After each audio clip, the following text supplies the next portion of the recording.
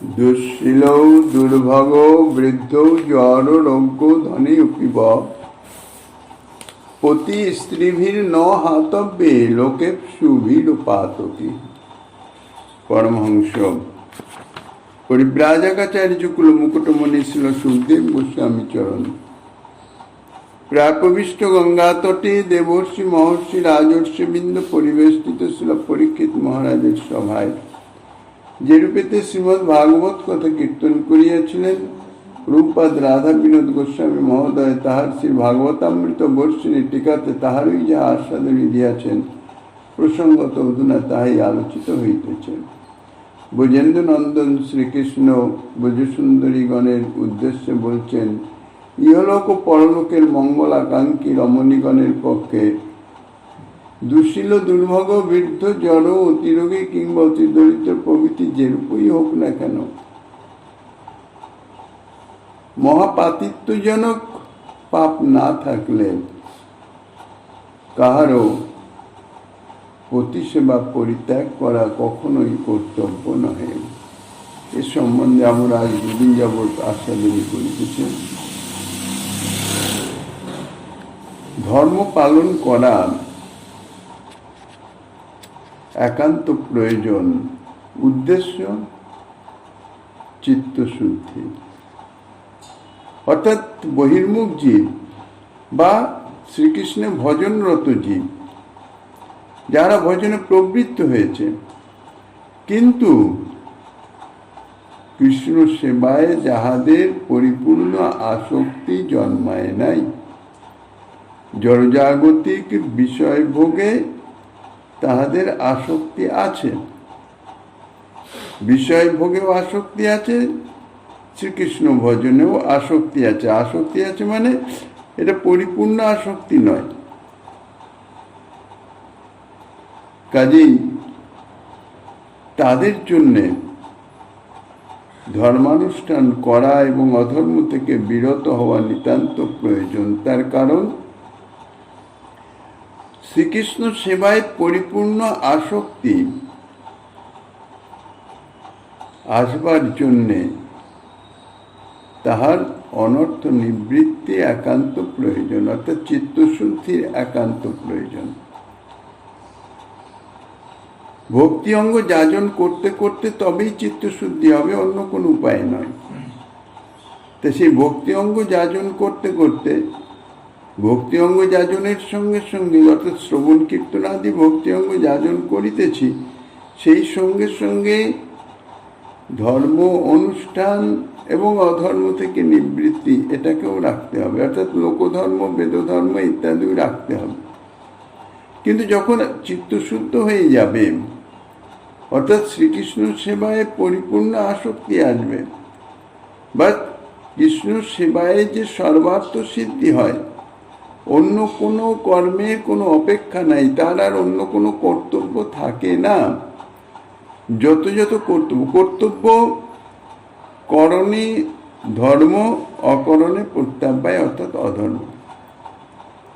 এই সংসারে জন্মগ্রহণের পরে ধীরে ধীরে ধীরে ধীরে যত বুদ্ধির বিকাশ হয়, বড় হতে থাকে, তত তার কর্তব্য বাড়তে থাকে। কর্তব্যবোধও আছে। সংসারের নিজ প্রয়োজন, নিজ পরিজন, পিতা মাতা স্ত্রী পুত্র ইত্যাদি, তাদের প্রতি কর্তব্য আছে, প্রতিবেশীর প্রতি কর্তব্য আছে, দেশের প্রতি কর্তব্য আছে, সর্বত্রই কর্তব্য আছে। এই কর্তব্য অকরণে প্রত্যাবায়, অর্থাৎ অধর্ম। কতক্ষণ সেটা? যাহাদের শ্রীকৃষ্ণ সেবায় পরিপূর্ণ আসক্তি জন্মেছে, শ্রবণ কীর্তনাদি ভক্তঙ্গ যাজনেও আসক্তি আছে এবং তাহাতেই সর্বার্থ সিদ্ধি হবে, এই প্রকার দৃঢ় বিশ্বাস আছে, তাদের জন্যে কোনো ধর্মাধর্মের অপেক্ষা নাই, তাদের কর্তব্য অকর্তব্য ইত্যাদির কোনো অপেক্ষা নাই। শ্রীমদ্ ভাগবতেই সে কথা বলেছেন, তাবৎ কর্মাণি কুর্বিত ন নির্বিদ্যে তো যাবতা মত কথা শ্রবণাদৌ বাস্তবতা যাবন ন জায়তে। শ্রীমদ্ ভাগবতের 11 স্কন্ধে স্বয়ং ভগবান শ্রীকৃষ্ণ উদ্ধবকে লক্ষ্য করে বলেছেন যে যতদিন পর্যন্ত ইহলোক এবং পরলোকে সুখ সম্পদ ভোগে পরিপূর্ণ বৈরাগ্য না হয়, জড়জাগতি ইহলোক পরলোকের সুখ ভোগের পরিপূর্ণ বৈরাগ্যের লক্ষণটা কি? যে আমার নাম রূপ গুণ লীলাদি কথা শ্রবণ কীর্তনাদিতে ইহা হইতেই সর্বার্থ সিদ্ধি হবে, এই প্রকার বিশ্বাস জন্মে।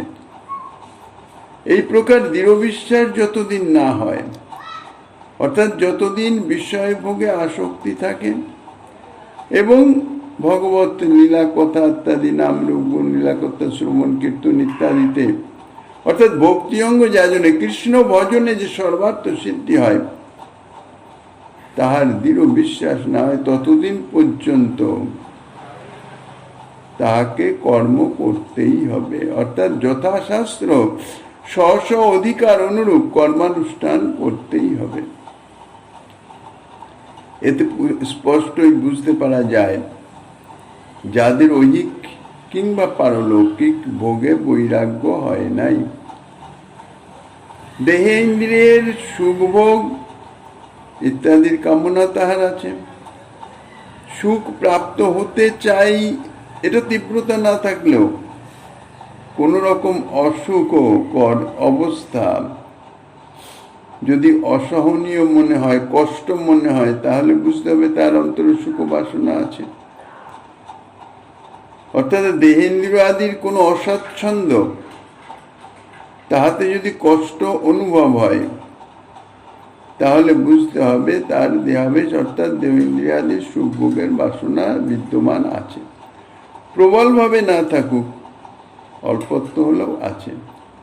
এ তো গেল ঐহিক অর্থাৎ ইহলৌকিক। সেই সঙ্গে পারলৌকিক অর্থাৎ মুক্তি, পরমাত্মা সাক্ষাৎকার ইত্যাদি, এগুলি পারলৌকিক সুখভোগ, অথবা স্বর্গ সুখভোগ ইত্যাদি, ইহাও পরলোকের সুখভোগ। কাজেই এই সমস্ত বিষয়ে যাদের বৈরাগ্য হয় নাই, বৈরাগ্য অর্থাৎ বিরাগ, এই সুখভোগ আদি ইত্যাদি আমি জানিতেছি, বুঝিতেছি যে জড়জাগতিক যাহা কিছু সুখ দুঃখ ইত্যাদি সব অনিত্য, নাশবান, আমার কর্মের ফলে আমি প্রাপ্ত হইতেছি।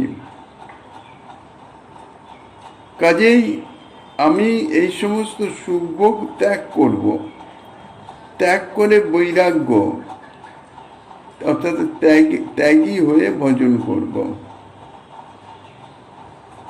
যতই সুখ স্বাচ্ছন্দ্য অবস্থা যাই আসুক, বিষয় বৈভোগ আসুক, সেগুলি আমি ভোগ করিতেছি না, জোরপূর্বক সেগুলি থেকে বিরত আছি, ত্যাগ করে আছি। এটি কিন্তু যথার্থ বৈরাগ্য নয়। তাকে ত্যাগ করতে হবে না, তার সেই বিষয়ে আপনা আপনি ছুটে যাবে, তাই হচ্ছে বৈরাগ্য। আমি জোরপূর্বক বুদ্ধিপূর্বক বিষয়ভোগ ত্যাগ করে রইলাম তাহা নয়, বিষয়ভোগ আপনা আপনি আমাকে ছেড়ে দিবে। এটা তো গেল স্বাভাবিক, কিন্তু যথার্থ বৈরাগ্য অর্থাৎ বিরাগ, বিরক্ত, বিষয়ে ভোগের পরিস্থিতি বা অবস্থা আসলেই তার অন্তরে বিরক্তি উৎপাদন করবে, অর্থাৎ কষ্ট হবে। ইহাই হচ্ছে যথার্থ বৈরাগ্য। অর্থাৎ জড়জাগতিক সুখ ভোগ ইত্যাদি বা এই জড়জাগতিক বিষয়ের যে কোনো কথা তাহার কর্ণে আসলেই শেল সমবৃত্ত হবে। ভগবত কথা, ভগবত সম্বন্ধীয় যাহা কিছু, তাহাতেই পরম আসক্তি, তাহা শ্রবণে পরম আসক্তি, শ্রবণ কীর্তনে। কিন্তু জড়জাগতিক বিষয় অর্থাৎ অনিত্য, নাশবান, স্ত্রী পুত্র পরিজন বিষয় বৈভব অর্থ ইত্যাদি যাহা কিছু, জড়জাগতিক সেই সম্বন্ধীয় কোন রকম কথা তাহার কর্ণে স্পর্শ হলেই তাহার অন্তরে বিশ্ববৎ জ্বালা শুরু হয়ে যাবে। ইহাই হচ্ছে যথার্থ বৈরাগ্য। শুধু জড়জাগতিক নয়, সেই সঙ্গে পারলৌকিক অর্থাৎ মুক্তি, সংসার, ব্রহ্মানন্দ ইত্যাদি সমস্ত যেগুলি যারা বিশেষ ভজনে যারা কৃষ্ণপ্রেম প্রাপ্ত হয়েছেন তাদের তো কথাই নাই। যাহাদের চিত্ত শুদ্ধ হয়েছে, নিষ্ঠার উচ্চ স্তর অতিক্রম করে আসক্তি স্তরে উন্নতি হয়েছে, তাহাদের এই জাতীয় অবস্থা। অর্থাৎ তাহাদের সান্নিধ্যে কেউ যদি জড়জাগতিক কোনো বিষয়ের কোনো কথা বলেন, তাহলে তাদের যেন শিল সমবৃদ্ধ হয়, তারা সহ্য করতে পারেন না, কষ্ট অনুভব হয়। এই জন্যে মহাত্মাদের সান্নিধ্যে কখনো কোনো বিষয়ে আলাপন করতে নাই। কিন্তু বহির্মুখ জীব, তাদের তো সেটাই চাই, এটা দাও, ওটা দাও, সেটা দাও। মহৎজনের কাছে গেলেই বাবা আমার এইটা কি করে হবে, ওইটা কি করে হবে, মানে জড়জাগতিক সাংসারিক সমস্ত বিষয় ভোগের কথা। কিন্তু ইহাতে যাহারা যথার্থ মহাত্মা সৎজন, তারা যে কি জাতীয় কষ্ট অনুভব করেন, এ ধারণা তো সাধারণ বহির্মুখ জীবের নাই। অত্যন্ত কষ্ট হয়। কাজেই যতদিন পর্যন্ত এই ঐহিক বা পারলৌকিক ভোগে বৈরাগ্য নাই এবং শ্রবণ কীর্তন আদি ভক্তি যাজনের সর্বার্থ সিদ্ধি হবে, এই প্রকার দৃঢ় বিশ্বাস নিয়ে শ্রবণ কীর্তন আদি ভক্তি অঙ্গ যাজনে রত হয় নাই, তাহারা যদি স্ব স্ব অধিকার অনুরূপ কর্মানুষ্ঠান না করে, তাহলে তাহাদের অনিষ্ট হবে। অনিষ্ট কি? তাহাদের তো চিত্তশুদ্ধ হবে না, কোনো কালেই তারা কৃষ্ণ প্রেম পাবে না, উপরন্তু আরো তাহাদের ভোগাসক্তি বর্ধিত হতে যাবে। মৃদু বিশ্বাস সম্পন্ন ভক্তি সাধকগণ, যাহাদের শ্রীকৃষ্ণ ভজনে রত হয়েছেন, শ্রীকৃষ্ণ কথা শ্রবণ করেন, শাস্ত্র কথা শ্রবণ করেন, তাহাতে তাহাদের বিশ্বাস হয়েছে, কিন্তু সেটি দৃঢ় নয়, মৃদু বিশ্বাস। তো সেই মৃদু বিশ্বাস সম্পন্ন ভক্তি সাধকগণ যে শ্রীকৃষ্ণের চরণামৃত যে মহিমা বলা আছে, অকাল মৃত্যু হরণং সর্বব্যাধি বিনাশনম, ইহা হচ্ছে শ্রীকৃষ্ণের চরণামৃতের মহিমা। যিনি শ্রীকৃষ্ণের চরণামৃত গ্রহণ করবেন, তানার অকাল মৃত্যু হবে না, আর তানার সব রকমের ব্যাধি থেকে তিনি মুক্ত হবেন। এই যে চরণামৃতের মহিমা। চরণামৃত প্রত্যহত প্রায় সকলেই গ্রহণ করেন, বিশেষ করে যারা ভক্তি অঙ্গে রত হয়েছেন, কিন্তু তাদের তাদৃশ বিশ্বাস নাই। অকাল মৃত্যু হরণং সর্বব্যাধি বিনাশনং বলে চরণামৃত গ্রহণ করছেন ঠিকই, কিন্তু যথার্থ চরণামৃত যে অকাল মৃত্যু হরণ করে বা সমস্ত ব্যাধি যে বিনাশ করে, এ সম্বন্ধে তাহাদের দৃঢ় বিশ্বাস নাই। যার জন্যেই নিজের শরীরের হোক বা কোনো নিজজনের যদি কোনো রকমের ব্যাধি এসে উপস্থিত হয়, তৎক্ষণাৎ সেই ব্যাধি দূরীভূত করবার জন্য চরণামৃতের উপরে ভরসা করেন না, তাড়াতাড়ি চিকিৎসকের দ্বারস্থ হয়ে যান। তো এই যে সমস্ত সাধক ভক্তগণ, তারা নিরন্তর নানাভাবে ভক্ত সঙ্গে কৃষ্ণ নাম কীর্তন আদি অনুষ্ঠান করেন বটে, কিন্তু ভগবত নামে, ভগবত চরণামৃতে, ভগবানের ভজনে তাহাদের দৃঢ় বিশ্বাস নাই। এই জন্যে দেহ অসুস্থ হলে তৎক্ষণাৎ চিকিৎসকের ব্যবস্থাধীন হও। এমনকি চিকিৎসক যদি বলেন যে উচ্চ কীর্তনে বায়ু বৃদ্ধি হবে, কাজে উচ্চ কীর্তন করবেন না, তাহলে তাহারা তৎক্ষণাৎ মনে মনে কীর্তন আরম্ভ করেন, উচ্চ কীর্তন বন্ধ করে দেন। দেহের সুখ স্বাচ্ছন্দ্য বা ব্যাধি নিবারণের জন্য চিকিৎসকের যা বলেন তাহা পালন করেন, কিন্তু আমাদের শাস্ত্র বাণীতে স্বয়ং ভগবান যাহা বলিতেছেন তাহাতে আমাদের বিশ্বাস নাই, তাহারা আমরা পালন করি না। তাহলে প্রকারান্তরে আমরা যথার্থ ধর্ম পালন করছি না, আমাদের চিত্তশুদ্ধও হচ্ছে না। তার এই ধর্ম পালন না করার জন্যে অকর্তব্য হয়ে যাচ্ছে, এবং সেই জন্যে অপরাধের ফলে কি হচ্ছে, চিত্তশুদ্ধি তো হবেই না, ভজনের শৈথিল্য আসবে, বা ভজনটি শুধু আড়ম্বর হয়ে যাবে, প্রকৃত কার্য কিছুই হবে না, উপরন্তু সংসার বন্ধন উত্তরোত্তর বর্ধিত হতে থাকবে।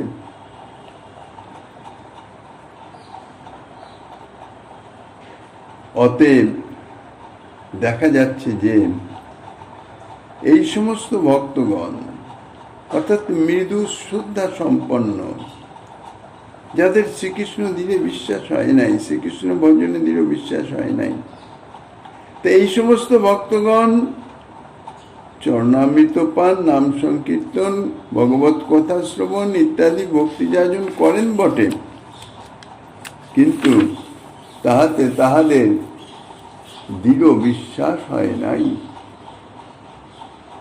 এই সমস্ত ভক্তগণের কিংবা বিবিধ ভোগ বাসনারও রত যে এই সমস্ত ভক্তগণ, তাহাদের এই যে ভজনাঙ্গ যাজন করতে করতে ধীরে ধীরে যে চিত্ত পরিমার্জিত হবে, চিত্ত শুদ্ধ হবে, ভোগাসক্তি দূরীভূত হবে, সেটা হয় না। ভোগ বাসনার বিরতি দেখা যায় না। সুতরাং এই সমস্ত মৃদু বিশ্বাস সম্পন্ন সাধক ভক্তগণের বিষয় ভোগে বৈরাগ্য এবং শ্রীকৃষ্ণ ভজনে দৃঢ় বিশ্বাস লাভের জন্যে তাকে যথাশাস্ত্র নিজ নিজ অধিকার অনুরূপ ধর্ম অনুষ্ঠান অবশ্য পালনীয়।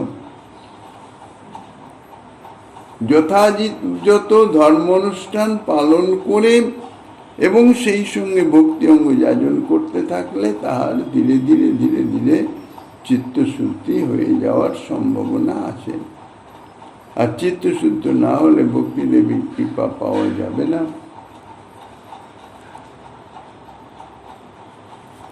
হয় শীর্ষ পঞ্চরাত্রে বলেছেন, যে ত্যাক্ত লোক ধর্মার্থ বিষ্ণু ভক্তি বসঙ্গতাং ধ্যায়ন্তি পরমাত্মানং তেব্যয়পি নমো নমঃ।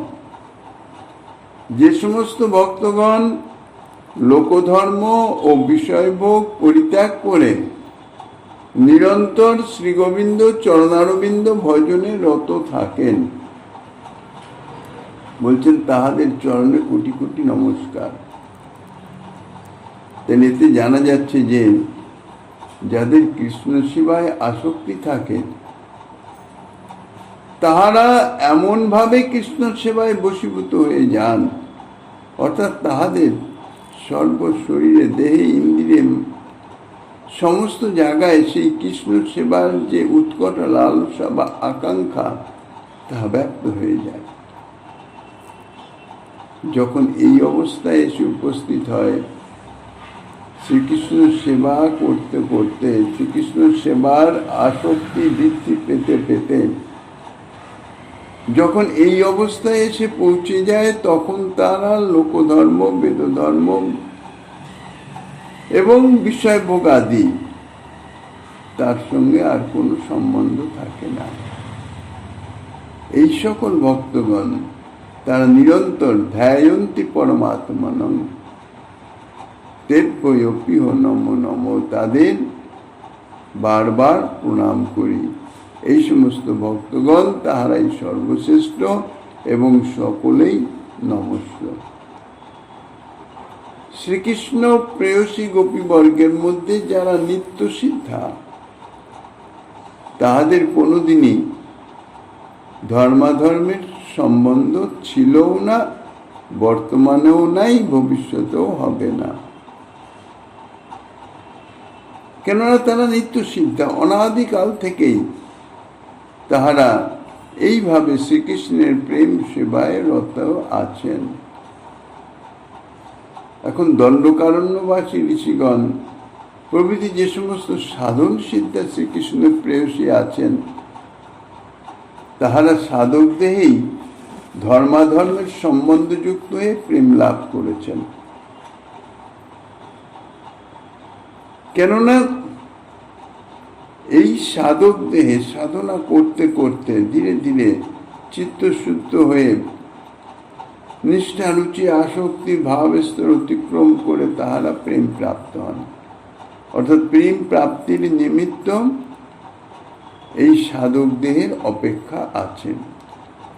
এখন এমন অবস্থা হলো যে দেহ এখন ভঙ্গ হয়ে যাবে, কিন্তু সেই যথার্থ যে প্রেম স্তরে উন্নীত হয় নাই। এখন প্রেম স্তরে উন্নীত না হওয়া পর্যন্ত তার পার্শ্বদেহ প্রাপ্তি হবে না। অর্থাৎ প্রকট লীলায় গোপীগর্ভে জন্মগ্রহণ করে তার যে পার্শ্বদেহ প্রাপ্তি, সেটা যতক্ষণ প্রেম স্তরে না যাচ্ছে ততক্ষণ হয় না। কিন্তু এমন এমন একটা সময় আসে যখন প্রেমের যে প্রাথমিক অবস্থা, ভাব বা রতি বলে, রতিটি গাঢ় হলে তবেই প্রেম। রতি স্তরে আরো কিছু ভজন করতে থাকলে ধীরে ধীরে প্রেমের স্তরে পৌঁছে যায়। তখন রতি স্তরে উন্নীত হয়ে গেছেন।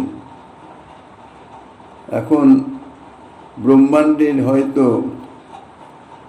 যে নৈমিত্তিক প্রলয় আছে, ব্রহ্মার একদিনে প্রলয় হয়ে যায়, তো ব্রহ্মার রাত্রিকাল এসে উপস্থিত হয়, তার আগেই ত্রিলোক ধ্বংস হয়ে যায়। এখন সেই সময়ে এই সমস্ত যে যাহারা রতি স্তর এবং প্রেম স্তর উঠেছেন, সব মিলিয়ে মিশে এই সমস্ত সাধক ভক্তগণকে যোগমায়া যে ব্রহ্মাণ্ডে প্রকট লীলা চলছেন, সেই ব্রহ্মাণ্ডে গোপীগর্ভে জন্মগ্রহণ করিয়ে দেন। তা নইলে তাকে আরো দীর্ঘদিন অপেক্ষা করতে হয়। মানে আবার এই পঞ্চভৌতিক দেহ প্রাপ্ত হয়ে রতি স্তর থেকে সাধনা করে প্রেম স্তরে পৌঁছতে হবে। এই জন্য রতিকে বলা হয়, ভাবকে বলা হয় প্রেমের অঙ্কুর, অর্থাৎ প্রাথমিক অবস্থা। সে কিন্তু ভাব পরিপক্ক হলো না, প্রেমও পরিপক্ক হলো না। সে যখন গোপীগর্ভে পার্শ্বদেহ প্রাপ্ত হলো, তখন তার এই সব ন্যূনতাটা থেকে যায়। তো সেই দণ্ডকারণ্যবাসী ঋষিগণ, তাদের মধ্যে সকলের সমবেত, অর্থাৎ যুথে তাহাদের ভজন, একসঙ্গে সকলে একই ধরনের ভজন করছেন। এখন ভজন একসঙ্গে একই ধরনের করলেও সকলের যে ভজনের অগ্রগতি একই রকম হবে এমন তো কথা নাই, তারতম্য থাকবেই। অর্থাৎ একই সঙ্গে ভজন শুরু করেছি, একই ভজন ক্রিয়া করিতেছি, সকলে একই সঙ্গে রতি স্তর অতিক্রম করে প্রেমের স্তরে পৌঁছে যাব, এটি কখনো হতে পারে না। যার যার ভজনের প্রভাব যেরকম হবে, তার সেই রকম স্তর উন্নীত হতে থাকবে। তো এই সমস্ত যে সাধন সিদ্ধা দণ্ডকারণ্যবাসী ঋষিগণ, তারা একসঙ্গে সাধনা করলেও গোপীগর্ভে তাহাদের জন্ম হলো বটে, কিন্তু তাহারা সকলের প্রেম একই অবস্থা নয়, গাঢ়তার তারতম্য আছে। তাহারা সাধক দেহে ধর্মাধর্মের সম্বন্ধ মুক্ত হয়ে প্রেম লাভ করেছেন। কেননা যখনই চিত্তশুদ্ধ হয়ে যাচ্ছে, নিষ্ঠার উচ্চ স্তরে এসে যাচ্ছেন, তখনই তার এই যে ধর্মাধর্ম ইত্যাদির সম্বন্ধ মুক্ত হয়ে যাচ্ছে। তিনি যা কিছু করছেন ভগবৎ সেবার উদ্দেশ্যে, ভগবৎ বিদ্যার্থে, তাতে ধর্ম হোক আর অধর্মই হোক। যদিও কৃষ্ণ ভক্ত যাহা কিছু করেন তাহা কোনো কালে কোনো অবস্থাতেই অশাস্ত্রীয় হতে পারে না। স্বাভাবিকভাবে ইচ্ছাকৃত নয়। বহির্মুখ যে যেমন যা কর্ম করেন তারা শাস্ত্র মেনে করেন, শাস্ত্র অনুযায়ী করেন। আর কৃষ্ণ ভক্ত যাহা করেন তাহা তাহার অন্তরের অনুরাগ ভরে করেন, কিন্তু তাহা শাস্ত্র সম্মত হয়ে যায়। কারণ শাস্ত্র তো শ্রী ভগবানেরই বাণী, শাস্ত্র বহির্গত কিছু তারা করেন না। তাহাদের যাহা কিছু কর্ম শাস্ত্রের অপেক্ষা নাই ঠিকই, কিন্তু তারা শাস্ত্র মর্যাদা লঙ্ঘন করেন না।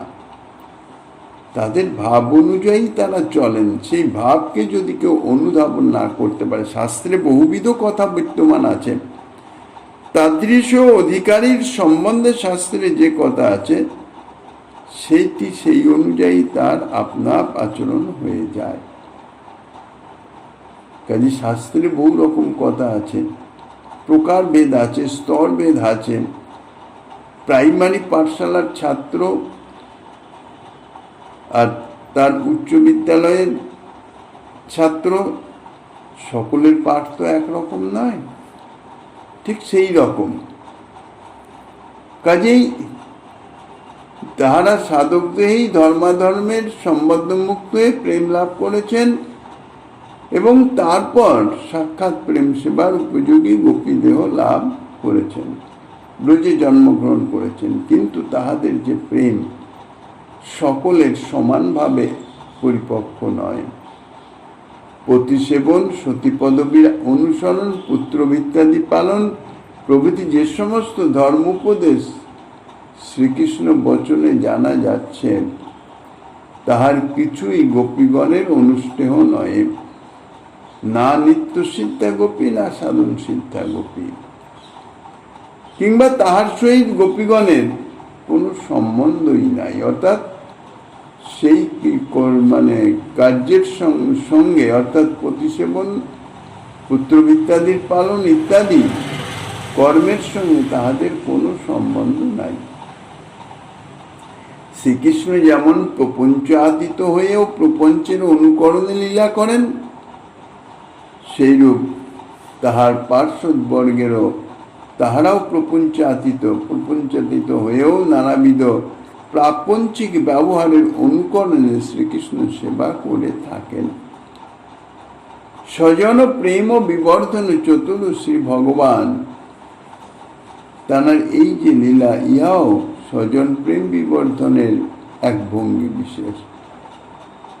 সেই জন্যেই তিনি নিত্যপ্রিয়সী গোপীগণ তারা নিত্যকান্তা, তাদের পরবধূ সাজিয়েছেন এবং স্বয়ং জগৎপতি সকলের নিত্যপতি হয়েও তাদের উপপতি সেজেছেন। এবং মিলন সময়েও তিনি যে নানাভাবে গোপীগণকে ধর্মোপদেশ প্রদান করে গৃহে ফিরে যেতে বলছেন, তাহাতেও গোপীগণের শ্রীকৃষ্ণের সহিত মিলন উৎকণ্ঠা কিংবা সেবা আকাঙ্ক্ষা তাহার ন্যূনতা প্রাপ্ত তো হচ্ছেই না, বরং উত্তরোত্তর বৃদ্ধিপ্রাপ্ত হচ্ছে। শ্রীকৃষ্ণ যে গোপ রমণীগণকে নানাভাবে ধর্মোপদেশ দিলেন, তাহাতে ইহাও ধারণা করা যেতে পারে যে গোপীগণ প্রথমত কেবলমাত্র ভালোবাসার প্রেরণায় শ্রীকৃষ্ণের সহিত মিলিত হয়েছিলেন।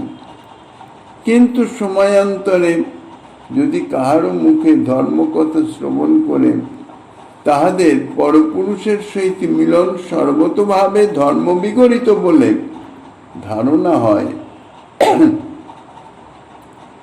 এবং তাহার ফলে সেই ধারণার বশবর্তী হয়ে তাহাদের শ্রীকৃষ্ণের সহিত যে প্রীতি সেই ভালোবাসার বন্ধন যদি শিথিল হয়ে যায়, সেই জন্য শ্রীকৃষ্ণই পূর্ব হতে গোপীদের শুনিয়ে রাখলেন যে আমি তোমাদের ধর্মত পতি। কেননা তোমরা শিশুকাল থেকেই আমাকে চিত্ত সমর্পণ করে রেখেছ এবং আমার সেবা ছাড়া তোমাদের আর কিছুই প্রার্থনীয় নহে। কাজেই আমার সেবায়, আমার সেবার নিমিত্ত তোমরা যাহা কিছুই করো না কেন, বেদশাস্ত্র অনুযায়ী হোক বা নিষিদ্ধই হোক, তাহাতে তোমাদের কখনো ধর্মহানি হবে না। ভগবত উদ্দেশ্যে যদি কেহ অধর্মও করে, ভগবত পিত্তার্থে বিচারণীয় এখানে এইটাই মুখ্য, যে সেই কর্মের মধ্যে তার নিজস্ব কোনো রকমের কোনো কিছু প্রাপ্তির আশা নাই, শুধুমাত্র ভগবত সুখের নিমিত্ত। অনেক অনেক ভক্তগণের চরিত্রে পাওয়া যায় ভগবত সেবার উদ্দেশ্যে চুরি করে। রাকা বাকার একটা ভক্তমাল গ্রন্থে বর্ণনা আছে, ভগবত সেবা ভক্ত সেবার উদ্দেশ্যে ডাকাতি করত। বনপথে যারা যেত তাদের ভয় দেখিয়ে এ করে তাদের থেকে কিছু নিত, নিয়ে কি করতো, ভক্ত সেবা করত, প্রাণ ভরে ভক্ত সেবা করত, ভগবান সেবা করত। ভক্ত সেবা মানেই ভগবানের সেবা, কারণ ভগবানের সেবা না করে ভোগ না লাগিয়ে তো আর ভক্তকে দেয় না। তাদের নিজেদের সুখ স্বাচ্ছন্দ্যের কোনো অপেক্ষা নাই। কখন ডাকাতি করত? আমরা খাবো, পরবো, থাকবো সেই জন্যে নয়, যখন তাদের গৃহে কোনো ভক্তের সমাগম হতো। আর যারা ভক্তসেবী, সাধুসেবী, আগেকার দিনে, বর্তমানকালে সে প্রথা প্রচলন নেই, আগেকার দিনের সাধুরা প্রায়ই পর্যটনে থাকতেন এবং একজন নয়, 2 জন, 5 জন, 10 জন মিলিত হয়ে একসঙ্গে তারা পর্যটন করতেন, সর্বত্র বিচরণ করে বেড়াতেন আর গৃহস্থের গৃহে অতিথি হতেন। এই যে অযাচিতভাবে যে সমস্ত সাধু এসে উপস্থিত হন, তাদের সেবা এটি পরম লাভজনক। কেন? তাদের সেবাতে যদি কত ত্রুটি বিচ্যুতি হয়ে যায় তাতে অপরাধ হয় না, কেননা আমার যথাযথ আন্তরিক শ্রদ্ধা সহকারে হওয়া চাই। এসে উপস্থিত হয়েছে, কি আর করব, অগত্যা তাদের তো কিছু সেবা করতেই হয়, এরকম যদি মনোভাব হয় তাহলে কিন্তু অপরাধ। কারণ শাস্ত্রে অপরাধ বর্ণনে ইয়া বর্ণিত আছে যে বৈষ্ণব দেখে যদি অন্তরে আনন্দ না আসে, উল্লাস না আসে, তাহলেই অপরাধ। এটা তো গায়ের জোরের কথা নয়। বৈষ্ণব এসে উপস্থিত হবে না, স্বাভাবিকভাবে আমার অন্তরে উল্লাস এসে যাবে, আমি উল্লসিত হয়ে যাব, এটা লোক দেখানোর বিষয় নয়। যাহাদের চিত্ত তাদৃশ প্রীতি আছে ভক্তের প্রতি, ভগবানের প্রতি, তাদের ভক্ত দর্শনে অন্তর আনন্দিত উল্লসিত হয়ে যাবে স্বাভাবিকভাবে। যেমন নিজ প্রিয়জন, এই সংসারের কোনো প্রিয়জন, সে যদি এসে উপস্থিত হয়, তাই কি অন্তর উল্লাস আসে না? তাকে কি জোর করে চেষ্টা করে উল্লাসের ভাব দেখাতে হয়? সে তো দেখাতে হয় না। তো সেই রকম, আর যদি আমার অন্তরে ভক্তপ্রীতি না থাকে, ভগবত প্রীতি না থাকে, তাহলে উল্লাস আসবে না। তো সেই রকম ভাবে ভগবানের নিমিত্ত, ভক্ত সেবার নিমিত্ত তাদের গৃহে যখন তাদের গৃহে কোনো সংস্থান নাই, অত্যন্ত দরিদ্র, আর সাধু মহাত্মারা পূর্বকালে এইরকম বিচরণ করতেন অযাচিতভাবে। আরো বিশেষ করে যেখানে সাধু সেবা হতো, যে সাধু সেবা করতো তার গৃহে উপস্থিত হতেন। উপস্থিত হলে সেবা তো করতেই হবে যেন তেন প্রকারেণ। তাই তাদের সেবার উদ্দেশ্যে তারা ডাকাতিও করত, নিজেদের সুখের জন্য। এরকম বহু বহু ঘটনা ভক্তমাল বলতে বর্ণিত আছে। এই জন্যে শাস্ত্রে বলছেন শ্রীকৃষ্ণ যে মন্নিমিত্ত কৃতং পাপং পুণ্যং পরিবর্ততে। আমার জন্য যদি কেউ পাপ কর্মও করে তাহাও পুণ্যে পর্যবসিত হয়ে যায়। কাজেই তাহাদের আর ধর্মাধর্মের কোনো অপেক্ষা থাকে না। সেই জন্যেই তিনি নিজ প্রেয়সী গোপীগণকে পরবধূ সাজিয়েছেন এবং স্বয়ং জগৎপতি হয়েও তিনি তাদের উপপতি সেজেছেন। কি জন্যে? স্বজন প্রেম ও বিবর্ধন চতুর, অর্থাৎ তাহাদের সেই আন্তরিক যে প্রেম, যে সেবা, সেই সেবার চরমোৎকর্ষে উন্নীত করে তাহা সেই সেবার রস, তাদের সেই সেবা গ্রহণ করে সেই আনন্দ আস্বাদন করার জন্য। মিলনের সময়েও তিনি যে নানাভাবে গোপীগণকে ধর্মোপদেশ প্রদান করে গৃহে ফিরে যেতে বলছেন, তাহাতে গোপীগণের শ্রীকৃষ্ণের সঙ্গে মিলনোৎকণ্ঠা এবং সেবা আকাঙ্ক্ষা ন্যূনতা প্রাপ্ত তো হয়ই নাই, উপরন্তু তাহা আরো বর্ধিত হচ্ছে। শ্রীকৃষ্ণ যে গোপীগণকে নানাভাবে ধর্মোপদেশ দিলেন, তাহাতে ইহাও ধারণা করতে পারা যায় যে গোপীগণ প্রথমত কেবলমাত্র ভালোবাসার প্রেরণায় শ্রীকৃষ্ণের সঙ্গে মিলিত হয়েছিলেন, কিন্তু সময়ান্তরে যদি কাহার মুখে ধর্মকথা শ্রবণ করে তাহাদের পরপুরুষের সহিত মিলন যে সর্বতভাবে ধর্মবিগড়িত ইত্যাদি যদি ধারণা এবং শ্রীকৃষ্ণের সঙ্গে ভালোবাসার বন্ধন শিথিল হয়ে যায়, সেই জন্যেই শ্রীকৃষ্ণ তাঁর বাণীর মাধ্যম দিয়ে প্রথমতই বলে দিচ্ছেন যে যথার্থ পতি কে। আমি তোমাদের ধর্মত পতি, কেননা শিশুকাল থেকেই তোমরা আমাতে চিত্ত সমর্পণ করেছ। আমার সেবা ছাড়া তোমাদের আর কিছু প্রার্থনীয় নাই।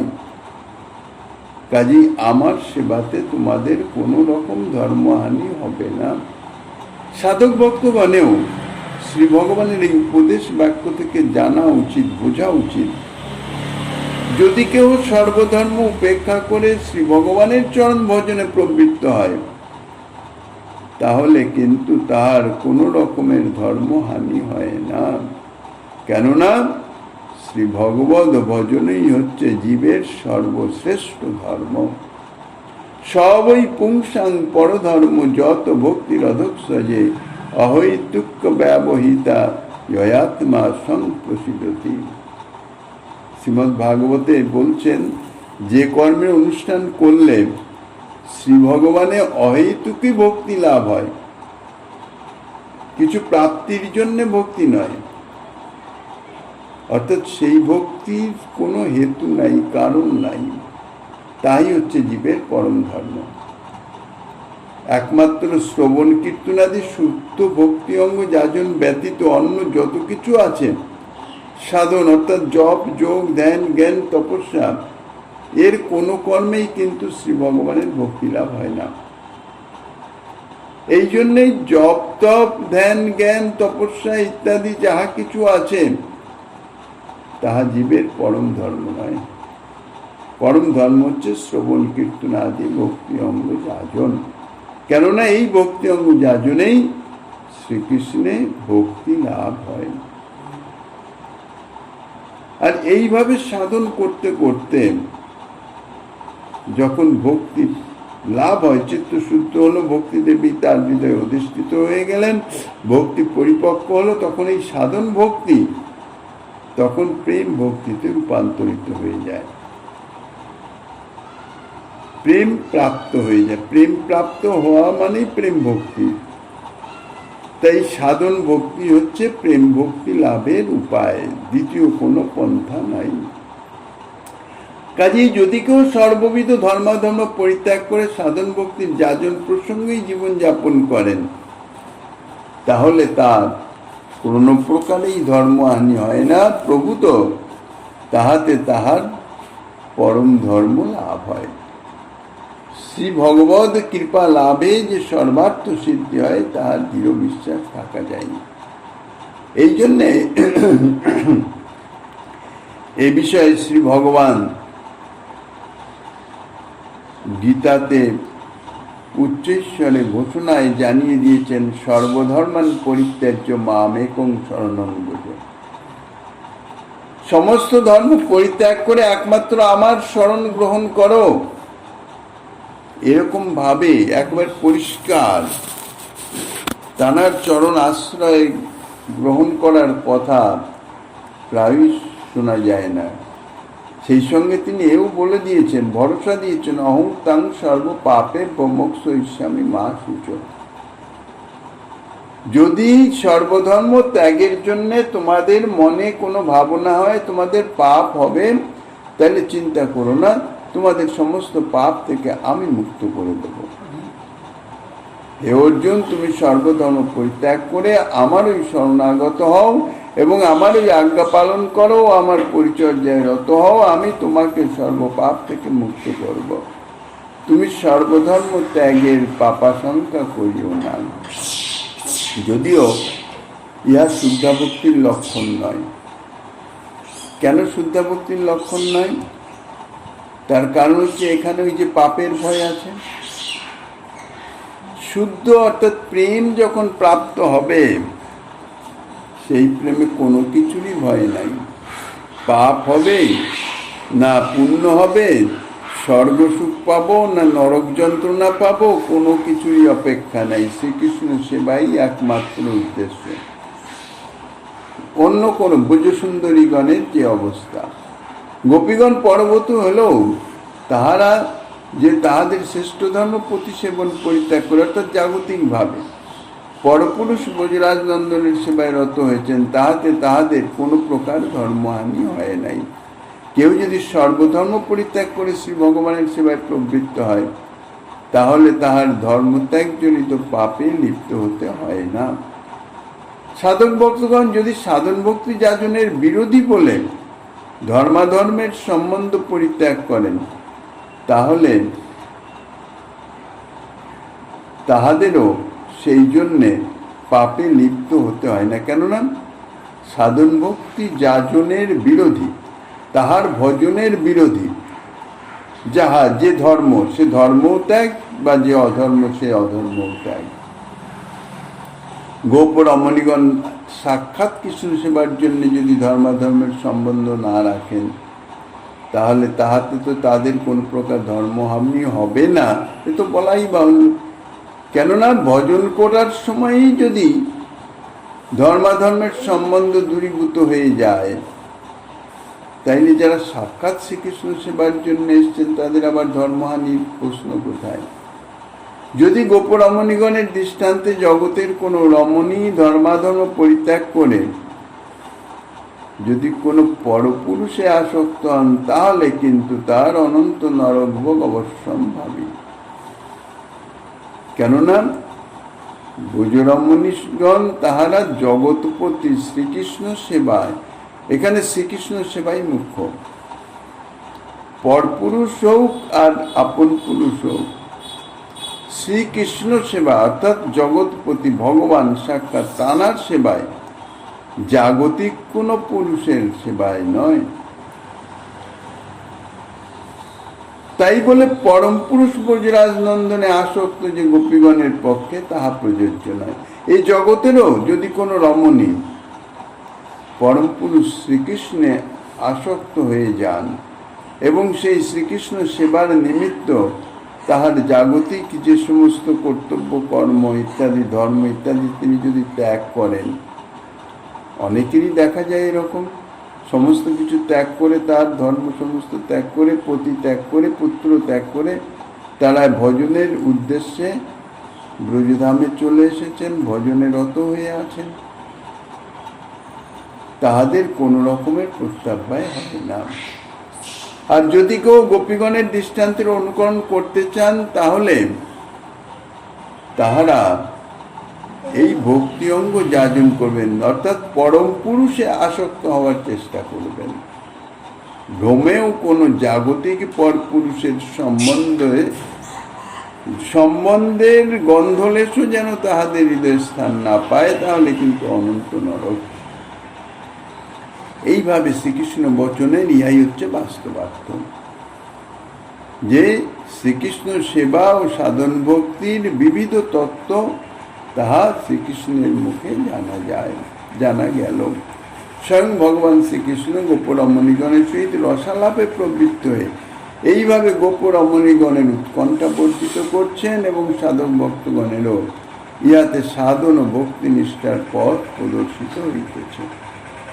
পরবর্তী শ্লোকে শ্রীকৃষ্ণ আরও যাহা কিছু উপদেশ বাণী বলছেন শ্রীমন মহাপ্রভু গিরিধারী কৃপা হলে আগামী দিনে আস্বাদনের বাসনা রেখে অন্তকার ভাগবতী কথায় এখানেই বিশ্রাম।